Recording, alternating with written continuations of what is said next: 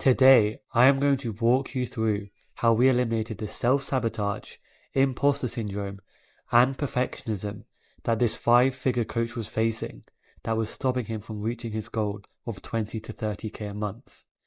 So, right here, I have the call notes from a few days ago, and I'm going to walk you through how the call went.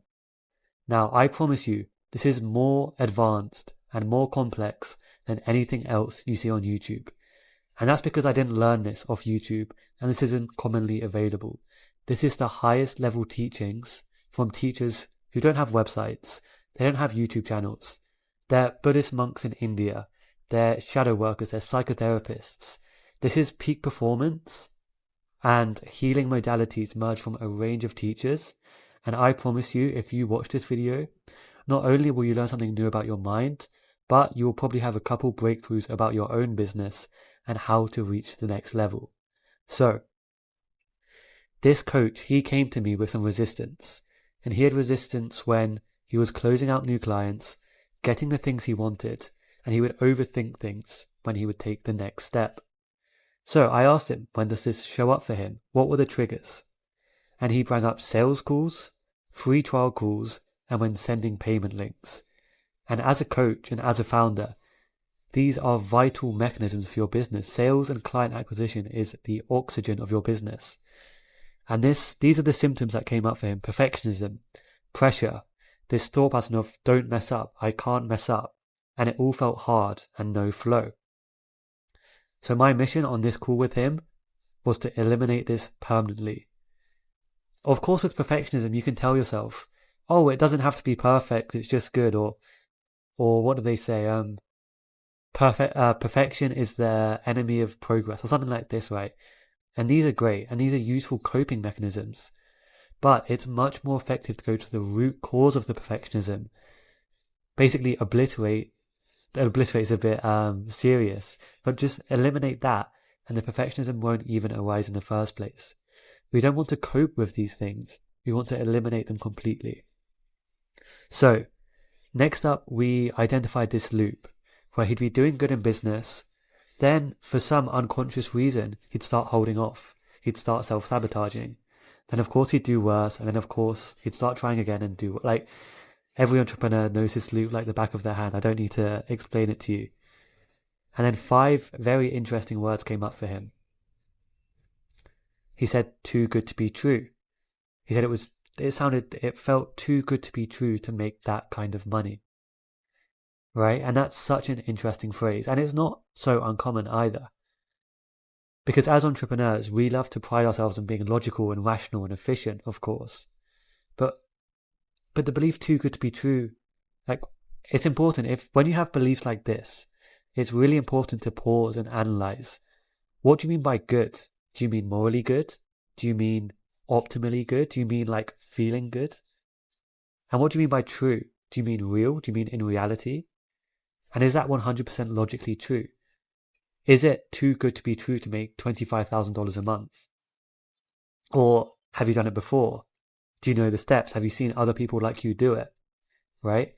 So any nuance, any rationality, any more logic you can insert into these very binary beliefs will begin to open them up and release the knots and the tension and the rigidity. That's the word I was looking for, the rigidity within these beliefs. So we delve deeper, and I hope my loom isn't lagging. It looks like it is a little bit, but we're good for now. And he had this future projection anxiety, that his goal of $20,000 to $30,000 a month, when he projected himself into the future and saw what this could look like, he imagined much more responsibility, much more maturity, and that he'd have to get used to these things. And that felt uncomfortable for him. It didn't feel smooth, it didn't feel like flow, and he felt resistance. And the reason it felt like this was because he thought he had to be perfect to achieve that goal. So here's the perfectionism again. So this led to thoughts of, I'm not ready, I'm a fraud, and it just felt uncomfortable. And it kind of makes sense, because nobody's perfect, literally. And if you have to be perfect to achieve your goal, then of course you're going to have self-sabotage, you're going to have mental tension, you're going to have these things make sense. So This is just classic imposter syndrome. We see it every single day, and luckily we know how to solve it. And now for anybody a bit more advanced in these healing peak performance modalities, I'm going to add some symbolism stuff that came up for him. So as we were talking about this, he's a bit more of a symbolic client. For me, for example, I'm very cognitive, sensorial. He's also quite sensorial, but he's also very symbolic. And the symbolism that came up for him, this is a bad drawing, of course, but it's a tower. So it's a tall tower shaking in the wind. And he imagined himself at the bottom of it, just here. And he wanted to be at the top. But of course, nobody wants to go to the top of a shaking, dangerous tower. And that's how he felt in his mind. And on this call, I decided to not go straight to the symbolism. I decided to stay with the more cognitive, verbal modality, as just based on my hours and hundreds of hours of coaching and thousands of hours of studying and all of that, I thought that was the best path. But it is a very viable option to do the work directly with the symbolism itself. Anyway, where did this lead to? Well, so we talked about this responsibility and maturity that he believed making that much money brought. And we basically uncovered that he didn't want the responsibility or that maturity. And so we delved deeper. Why not? Do you not want the money? And an interesting conflation was revealed. So for him, making more money meant more maturity and more responsibility, meant being older. And now that doesn't make much sense to me, or doesn't make much sense logically, but this was what was going on in his mind. And this had been unconscious in him for the last, 20, 30 years of his life, or whenever the belief first developed in him. So maybe around last 15 years of his life.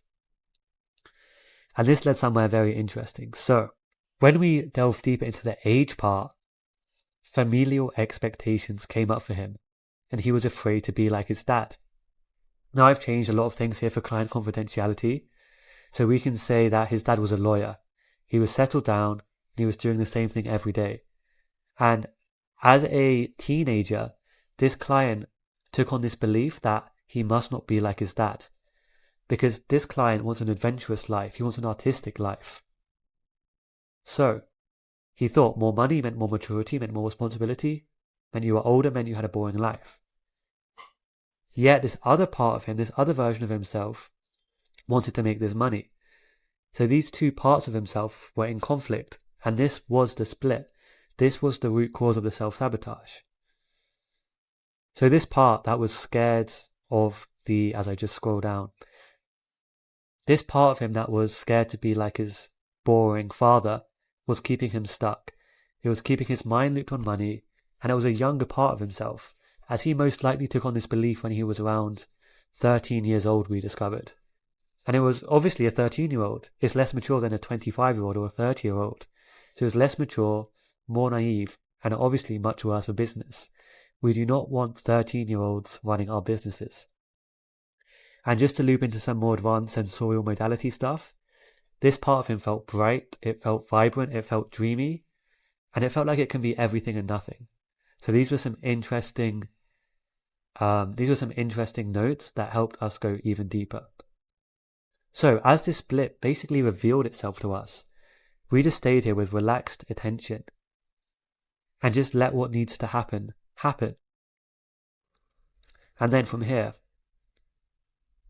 we have this one side, or we have these both sides, and they were both seeing the perspective of the other side, and they were both seeing the truth, and they were both seeing more clearly. So the part that just wanted the money realized, oh, I also want an adventurous and artistic life, and I definitely don't want a boring life. And this part that was mainly just scared of living a boring life realized, oh, of course making more money doesn't necessarily mean that I'm older and more boring. That's completely illogical. So a shared goal here arose naturally. It was always there, but these two versions of themselves thought they were in conflict, but they were actually aligned. This part wanted the money, and this part didn't want a boring life, and they were fighting. But really, a shared goal arose, which was to explore the full potential of themselves. Or this was the aligned goal of the client, to explore his full potential, whether it's in life, whether it's with money, whether it's in relationships, whatever it was.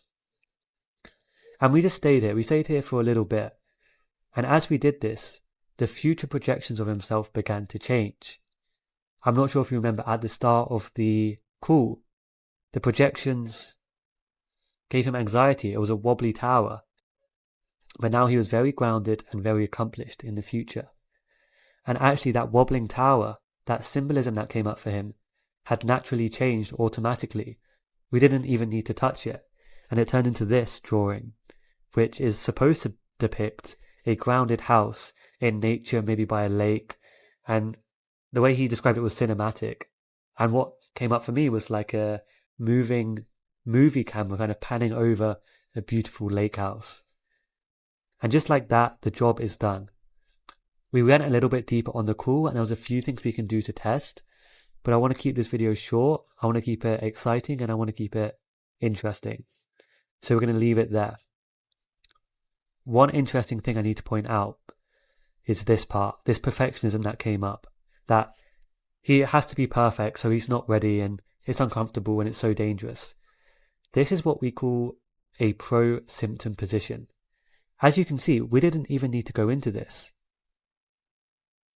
Yet the problem was solved. Now, I don't have any proof of this. I don't have a brain scan to prove that these symptoms were gone.